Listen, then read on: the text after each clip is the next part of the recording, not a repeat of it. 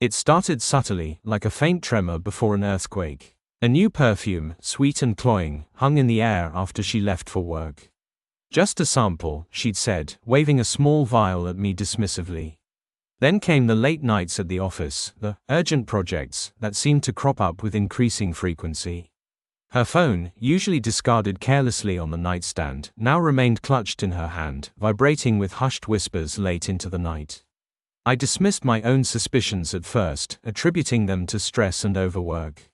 I was being paranoid, I told myself. Blair, my wife of 5 years, would never, could never. She laughed at my crazy theories, her blue eyes sparkling with amusement. "You're watching too many thrillers," she'd tease, her hand resting briefly on my arm. But the tremor persisted, growing stronger, shaking the foundations of my trust.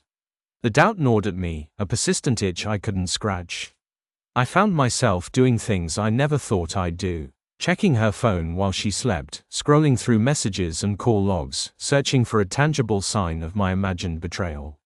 I found nothing concrete, just vague texts from colleagues and friends, innocent on the surface but laced with a hidden meaning I couldn't decipher. Each fruitless search left me feeling increasingly guilty and ashamed, yet unable to stop. One night, Blair returned from a particularly late work dinner, her cheeks flushed, her perfume even stronger than usual. The lie hung in the air between us, thick and suffocating. While she showered, I succumbed to the insidious temptation. My trembling fingers unlocked her phone, the familiar chime echoing the guilt in my heart. This time, I found them. A series of text messages, explicit and undeniable, exchanged with a number I didn't recognize. The words blurred before my eyes, a sickening cocktail of endearments and plans, secret rendezvous and whispered promises.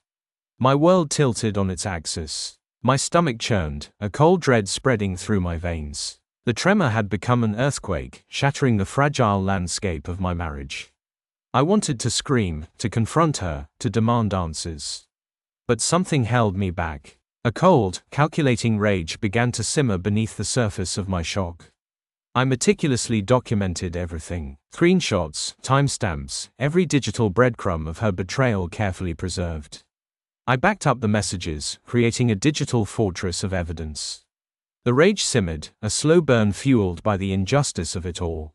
I felt like a detective in my own life, piecing together the fragments of a shattered reality. That night, we had dinner with friends. Lisa and Tom, our closest couple friends, oblivious to the storm raging within me. As we ate, the conversation drifted to relationships, to the challenges of maintaining intimacy in a busy world. With a forced smile plastered on my face, I steered the conversation towards infidelity. I presented it as a hypothetical scenario, a casual musing on the complexities of human nature. Blair, ever the picture of innocence, launched into a passionate diatribe against cheating. Her words dripped with feigned indignation, her eyes wide with manufactured sincerity. She condemned the act, the betrayal, the sheer cruelty of infidelity.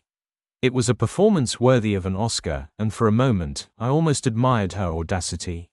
This was the point of no return. The rage, suppressed for hours, now threatened to erupt. I took a deep breath, forcing myself to remain calm. With a chillingly sweet smile, I asked her, "Do you want to hear what a real cheater's text messages sound like?" My voice was steady, betraying none of the turmoil within. The bait was set, the trap sprung. The look of confusion on her face, the flicker of unease in her eyes, it was almost satisfying. I watched her closely, savoring the anticipation. The casual chatter around the table faded into the background, the clinking of cutlery replaced by the deafening roar of the approaching storm. Her carefully constructed facade began to crumble, the first cracks appearing in her perfect mask of innocence. The air thickened with a palpable tension, a silent premonition of the devastation about to unfold. I could almost taste the bitter sweetness of revenge. Her face, moments before animated and full of righteous anger, drained of color. The vibrant blue of her eyes dulled, replaced by a widening panic. Her hand, resting casually on the table, clenched into a white-knuckled fist. A nervous laugh escaped her lips, a brittle, unconvincing sound. What do you mean?" she stammered, her voice barely a whisper. I pulled out my phone, the screen illuminating the damning evidence. "I mean these," I said, my voice low and steady, each word a hammer blow against her carefully constructed facade. I began to read the messages aloud, slowly, deliberately, savoring each syllable like a fine wine. The explicit words, the intimate details, hung in the air, heavy and suffocating. The initial amusement on Lisa and Tom's faces evaporated, replaced by a growing discomfort. They exchanged uneasy glances, their laughter dying in their throats. The atmosphere shifted, the convivial dinner party transforming into a scene from a macabre play. The clinking of forks against plates ceased, the only sound the steady rhythm of my voice, reciting the litany of Blair's betrayal. With each message, Blair's denials grew weaker, her stammering protests more desperate. "It's not what it looks like," she gasped, her voice choked with panic. They're taken out of context." Her eyes darted around the table, searching for an ally, a lifeline, but finding only shocked silence. "Oh, really?" I asked, my voice dripping with sarcasm. "Let me provide some context then. These messages were exchanged with Jeremy. Jeremy Collins, your colleague, the one you've been working so late with." The silence that followed was deafening. Blair's breath hitched in her throat, a strangled sob escaping her lips. Her eyes, wide with terror, met mine. In that moment, I saw the mask finally shatter, revealing the raw, ugly truth beneath. She knew she was caught. There was no escape. She bolted. Pushing her chair back with a screech, she scrambled to her feet, knocking over a glass of wine in her haste. The red liquid spilled across the white tablecloth, a symbolic stain on the remnants of our shattered marriage. Without a word, without a backward glance, she fled the restaurant, disappearing into the night. I watched her go, a strange sense of calm washing over me. The rage had subsided, replaced by a hollow emptiness. I turned back to Lisa and Tom, their faces a mixture of shock and disbelief. I explained everything, calmly, methodically, laying out the evidence like a prosecutor presenting his case. They listened in stunned silence, their initial disbelief slowly giving way to understanding, then to anger. The next day, I went to Jeremy's office. I didn't have a plan, just a raw, visceral need to confront him. I found him in his cubicle, hunched over his computer, oblivious to the storm about to descend upon him. I didn't waste time with pleasantries. I launched into a tirade, my voice echoing through the open-plan office, drawing curious stares from his colleagues. He initially tried to deny it, stammering out weak excuses, mirroring Blair's pathetic attempts at self-preservation. But I wouldn't let him off the hook. I presented him with the same evidence I'd shown Lisa and Tom, the undeniable proof of their illicit affair. His face paled, his bravado crumbling under the weight of my accusations. The confrontation escalated into a shouting match, drawing a crowd of onlookers. I didn't care. I wanted everyone to know, to see him for the liar and cheat he was.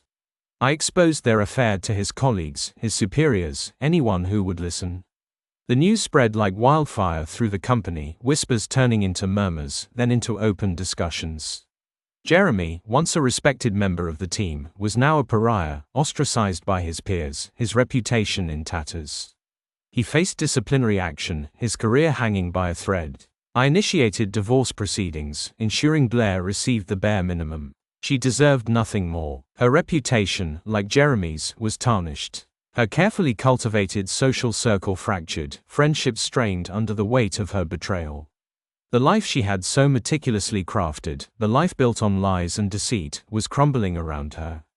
I didn't revel in her downfall. There was no sense of triumphant revenge, no exhilarating rush of victory.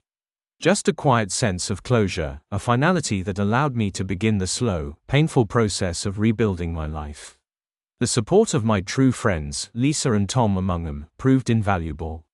They rallied around me, offering a shoulder to cry on, an ear to listen, a steady presence in the turbulent aftermath of my shattered marriage. They helped me pick up the pieces, reminding me of my own worth, my own strength.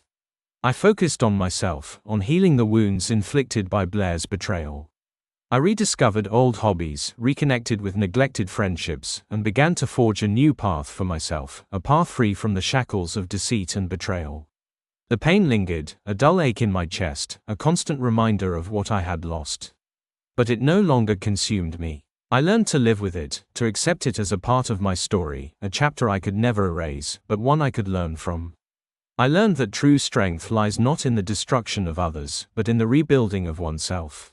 It lies in the ability to forgive, not for the benefit of the one who wronged you, but for your own peace of mind. It lies in the courage to move forward, to embrace the future, to believe in the possibility of happiness again. It wasn't easy, but with each passing day, the weight on my shoulders grew lighter, the darkness began to recede, and the faint glimmer of a new dawn began to appear on the horizon. The earthquake had passed, leaving behind a landscape scarred but not destroyed. And in the midst of the rubble, I began to rebuild, brick by painful brick, a new foundation, a stronger foundation, one built on honesty, integrity, and self-respect. The journey was long, and the scars remained, but I was no longer defined by the wreckage of my past. I was defined by my resilience, by my capacity to heal, by my unwavering belief in the possibility of a brighter future.